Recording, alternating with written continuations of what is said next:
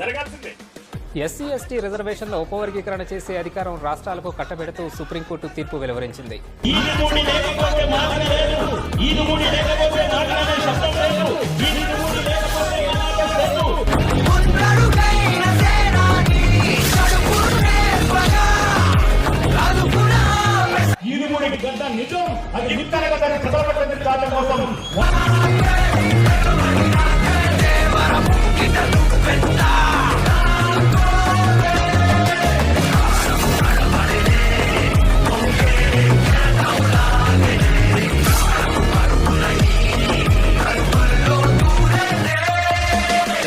రాజకీయంగా మా వాటా మాకు దక్కకపోతే అది ఏ పార్టీ అయినా ఆ పార్టీని పోకటి వెళ్తూ పిలిచదు. ఆంధ్రప్రదేశ్ గడ్డ మీద పుట్టిన మాదిగ బిడ్డలకు